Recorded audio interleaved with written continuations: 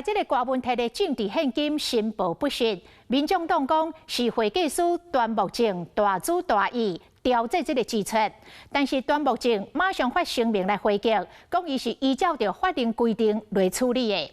这种的讲法大大伤害到民众党的名声。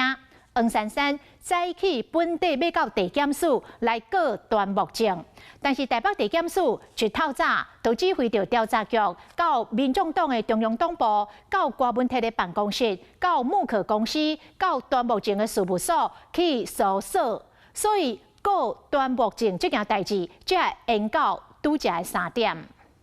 没有跟段木正联络。 没有联络上，找不到人。原本7点出门开会，郭主席硬拖超过1点半钟，政治现金小目不清，全都拢归户会计师段木正，佮伊加派时任警办总干事黄珊珊去北检改体课，结果煞个临时发动起来。调查局的人员直接到台波来进行搜索，要跟各位抱歉，我们要延后提告。民众党发言人证实，检调单位会再进入台北大楼和木可公司。 告段木正的事务所，拢去全部敲吹，要厘清真相。民众党强调一切合法，冒犯关3场关键的会期，为8月初9事件表开。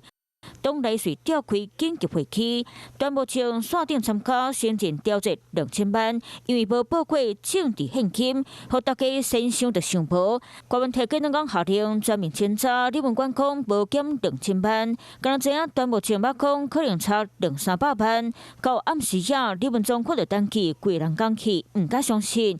8月10日，黄珊珊加入会期，骂段木正总部是啥人，叫你调查到小铺顶。不会有会计师拿自己的职业生涯去做这样子的事情。真农事拢讲，段木正经验丰富，发生这类代志，大家拢真意外，认为无啥有可能来引导家己的康棒。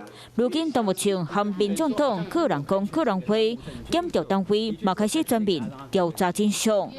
Hello， 我是雷亚。想要抢而先掌握最及时的新闻资讯吗？赶快订阅、按赞、开启小铃铛，锁定华视新闻 YouTube 频道。